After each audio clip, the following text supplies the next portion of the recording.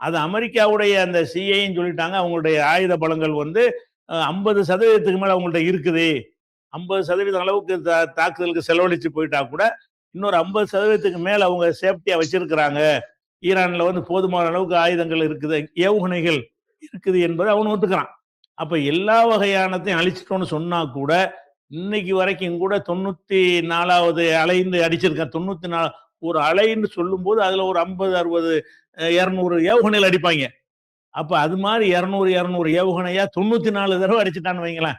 அப்ப எவ்வளவு போட்டிருப்பான்னு வைங்க. ஒரு அலைன்னு சொல்வதற்கு பேரு, ஒரே ஒரு ஏவுகணை கிடையாது. ஒரு அலைன்னு சொல்லி ஒரு 20 இடத்த இலக்கு வைப்பாங்க. அது ஒரு 1வது அலைம்பாங்க. அதுக்கு 200, 300 ஏவுகணைகள் ட்ரோன்லாம் போகும். 2வதுல அதே மாரி. இந்த மாரி என்ன செய்யிருக்குன்னா 94 அலைகள் இதுவரைக்கும் பண்ணிட்டாங்க. 94 அலைகள்னா, அது வந்து ஒரு 200, 200 பண்ணிட்டா கூட எத்தன எத்தன தாக்குதல் பண்ணியிருக்காங்கன்னு பாருங்க. எவ்வளவு ஏவுகணை இருக்குன்னு பாருங்க. அந்த அளவுக்கு வந்து அவங்களுடைய வலிமை வந்து அதிகமாகத்தான் இருக்குது. அதே நேரத்தில என்ன செய்றாங்கன்னா, சில தளபதிகள வந்து அவங்க இலக்கு வச்சு கொல்லலாம். அதான் எந்த இடத்துல இருந்து ஒரு செயல்பட்டுட்டு இருக்காங்கன்னு கண்டறிந்து, அந்த தாக்குவாங்க. அந்த இடத்துல வந்து பில்டிங்க இவரு இவருக்கு தளபதி ஆயத்துல்லா கமேனிய கொன்ற மாரி என்ன செய்யலாம்?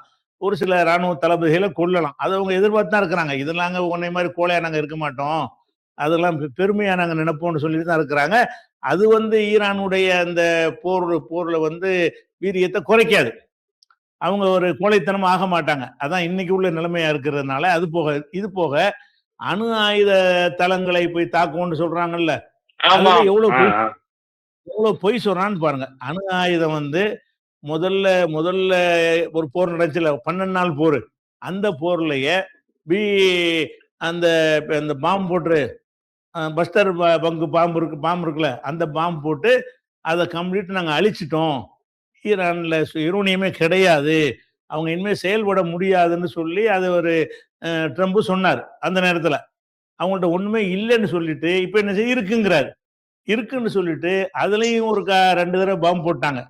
இப்ப வந்து எந்த இடத்துல இஸ்பஹான்லயும் இன்னொரு இடத்துலயும் இருக்கிற ஏவுகணை இந்த அணு ஆயுதங்களை வைத்திருக்கிற இடம் என்று சொல்லி, அங்க என்ன செஞ்சிருக்கிறாங்க, பாம்பு ஏற்கனவே போட்டாங்க. ஏற்கனவே போட்டு ஒண்ணும் ஆவல.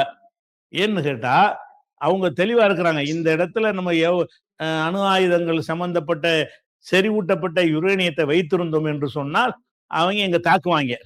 இங்க தாக்குவார்களேயானால், அது பெரிய விளைவு வந்து அணுகுண்டு போட்ட மாரியான விளைவ ஏற்படுத்தும்.